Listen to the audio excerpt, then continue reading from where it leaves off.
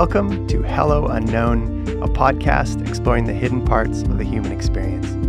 I'm Jonathan Wright. Today, windows.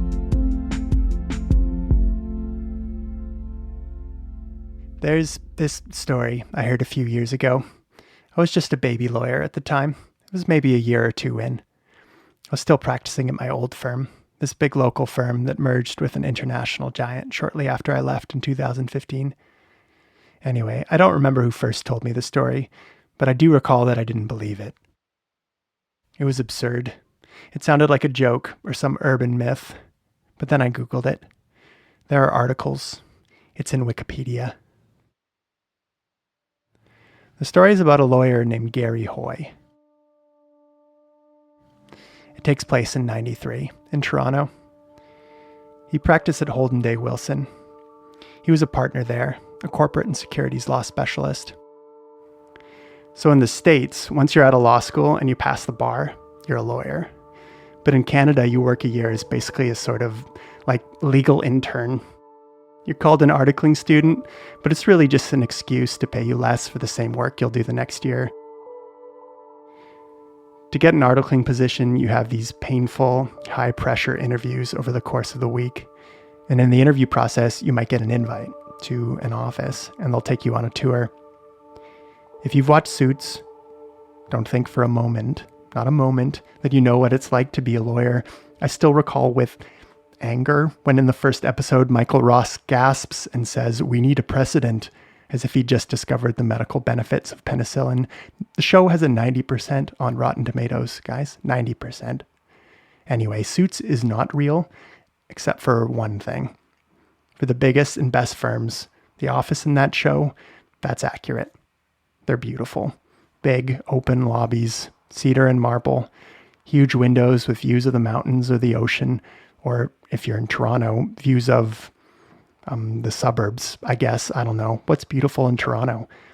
So back to Gary Hoy. He would take articling students on tours of the beautiful office of Holden Day Wilson in the Toronto Dominion Centre with views overlooking minivans and many cul-de-sac. Firms get their cool kids to do these tours. So Hoy was probably a cool kid. I never gave a tour. Here's what happened. Gary Hoy had a thing he would do.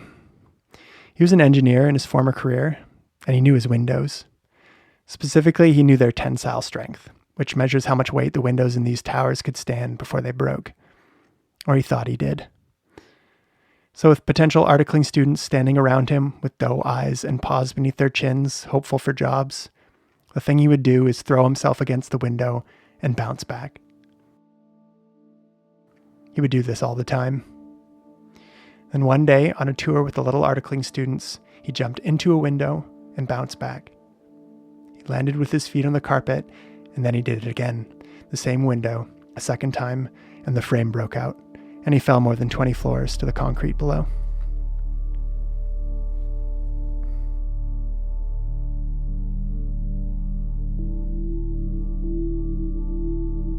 Like Gary, I bounce against windows. I have OCD. It isn't the Hollywood kind. I don't compulsively wash my hands, for example, or rearrange objects, or count my steps. My OCD is obsessing about ideas and feelings. Testing and testing and testing and testing. Am I safe? Am I still safe? How about now? How about now? How about now? How about now? The same thing over and over and over and over again. And if you're already starting to feel the monotony of the words I'm repeating, then you might have a small sense of what it's like to be me, in my brain, as I use my thoughts to bounce off the window, testing its strength to see if I'll fall through, even though falling through is the thing I'm most afraid of. A fear of death, of course, isn't strange. Ernest Becker, in his Pulitzer Prize-winning book, The Denial of Death, he begins chapter 2 saying, "Here we introduce directly one of the great rediscoveries of modern thought, that of all things that move man, one of the principal ones is his terror of death." My guess is fear of death has been around since we first realized we die. At some point, there was that first person, our distant ancestor, waking in a cave as the sun rose, who leaned over to rouse her mother and felt that her skin was cold and saw her body was still, who looked at her mother and realized that she process this, that she'd seen this before. It had happened to others, who realized also as she sat up with her hand on her mother's arm, looking out of the dark cave into the sunlight, the first mind to make the connection that this thing that had happened to her mother, that had happened to others, it could happen to her. And she was afraid. This is part of the issue, that the problem is so old and still unresolved. You'd think that if we had the truth by now, that there's a heaven, say, a beautiful place where some go or all go, I feel like it should be a little more consistent with what people have believed over time. The ancient Jewish people, for example, had only a vague understanding of heaven. There's reference to it, like in Psalm 23, I will dwell in the house of the Lord forever. But it's rare and wasn't fully formed in their theology until closer to the Common Era. Instead, in Jewish scripture, death was Sheol, or the grave. This is what most ancient cultures believed. In ancient Sumer, it was Ker, the land of the dead. It was Hades in early Greek mythology. This was the pit, the place of drifting shadows. All went there in death, whether good or evil in life, and your clothes would be tattered and food like ash in your mouth. It's a place beyond God, even, according to Jewish scripture. In Isaiah, the author writes, "For Sheol cannot praise you, death cannot sing your praise. Those who go down to the pit cannot hope for your faithfulness." So either there's been a new revelation since then, or, hey, nobody knew then, and nobody knows now. Neither is very reassuring. Gary Hoy's firm, Holden Day Wilson, didn't survive either. The partners are the lifeblood of a law firm. After Gary's death, there was a steady exodus, as the firm became better known for the window incident than for the lawyers. Apparently, as the firm floundered, there were unpaid bills, late wages, maybe some of the cash withheld from the young lawyers who were the law students Gary was taking on his tour, looking for a job at a new firm, wandering around offices so beautiful they could be in a Suits episode, and hoping for a day when, like Michael Ross, they could look for and find precedents. But whether they found precedents at Holden Day Wilson, we don't know. In 1996, Holden Day Wilson LLP closed for good. The story of Gary Hoy in the window is the opposite of a lesson. What I feel, personally, when I read about a lawyer who threw himself out of a window as a joke and died, is darkness. I read meaninglessness. He has a life which is full and rich with people and foods and colors and smells, politics and games and sports and coffee, and then it's done. It's over. Full stop. The period at the end of the sentence. Or maybe not. I don't know. That's the point. There might instead be something beyond that is unfathomably rich and meaningful, filled with people and foods and colors and smells. Probably not politics, but Settlers of Catan for sure, and maybe sports and good coffee and no anxiety and no depression and no fear, and it's as blessedly long as time can be. I don't know. It's the unknown. There was one time, for me, when I had a really good look at the window without testing it. It was in late 2017. For a brief moment, while I was changing my eldest son's diaper, my only son at the time, I completely lost control of him. We'd just come back from my in-laws. It was late and Sam had been hysterical the entire drive home, and when I put him on the change table and tried to change his diaper before his bedtime, while he wailed and squirmed, all of a sudden he went completely silent, went completely stiff. He held his arms in front of him like a zombie, and he began to turn blue as he stopped breathing. He was breathing again within 20 to 30 seconds, maybe. I don't know how long it took. It could have been longer. It definitely felt longer. I was terrified. I was yelling for my wife to come upstairs as I picked up my baby into my arms and held him.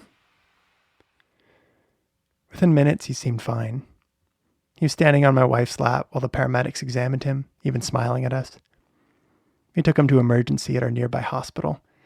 We waited a few hours, and a young doctor who I'd gone to high school with examined him. She called it a brief, resolved, unexplained event, which I gather is the diagnosis that allows a doctor to shrug and say, with dignity. Fast forward a bit to when my wife went back to visit a pediatrician. This time they had something a little more concrete. They called it a breath-holding spell. iProvince's medical website is a page dedicated to breath-holding spells. Among other things, it says this: breath-holding spells are usually caused by either a change in the child's breathing or a slowing of the heart rate. These reactions may be brought on by pain or strong emotions. Sounds like his dad, bouncing against the window. But in that moment, I did no testing. In that moment, I was forced just to look, entirely helpless. I had no control, and I knew it. At the very end of it, on the drive home from the hospital in the early morning, I had a feeling I'm not sure I've ever had before then. Call it what you like. Maybe it was just relief. I don't know. But I was thinking about my death and what could have happened to Sam. I was thinking about it, and I felt peace. That's the only time I can remember that I ever felt real, deep peace about death. After I'd watched my son stop breathing, terrified he might die in my arms. I had the feeling. It was very brief, and then life came over me again, as it does, and the feeling was gone, and I haven't felt it since. One thing I've learned in the past few years about writing stories is that they're delicate things. You have to handle them just right, or they get choked for life, and they wither. If you're not letting them breathe, then you're smothering. So you have to let them take their own path, and sometimes they end up at a dead end, or they just get ugly, or really boring, or any manner of bad. But at least they're still there, still moving around, still exploring and living, with the potential at least to be fascinating, or beautiful, or enlightening. From my beginning until the window falls out, my life is a story. And I can go ahead and try and control how it ends, or what happens after it ends, but I do know the truth. It's not going to happen. It won't work. And I also know that doing just that, right there, obsessing and controlling, makes it so I'm not quite alive anyway. For me, in that moment in the car, when my son was in the back seat, safe after a long night, when I stared through the window into the darkness and I felt peace, that showed me there's another way to look at this. Death might mean infinite darkness. Of course it might. But it could also mean something else. It's the unknown. And I was built right into it, this invitation to explore, to write, to paint, to create and build and be clever or kind of goofy or make jokes or just sit and feel deeply, whatever it is. There's darkness outside the window, and creativity is born in darkness. And I'll get to that in Chapter 3. Our episode today is written and produced by me, Jonathan Wright. More production and editing, along with the music, is by Taylor Swindells of Neighborhood Libraries. Special thanks for help with this episode to Drew Gilmore, Maddie Lee, Jared Ng, and Ian Wright. If you like what you heard today, you can help us by rating, reviewing, blah, blah, blah, or you could just tell your friends about us. And you can also contribute to our Patreon at patreon.com/hellounknown. If you do, you'll get immediate access to all 6 episodes in Season 1. And if you have suggestions for new episodes or comments, you can email us at hellounknownpod@gmail.com, or you can tweet at us at hellounknownpod. Episode 3 is out already. Please subscribe, and you won't miss what's coming next. Thanks for listening.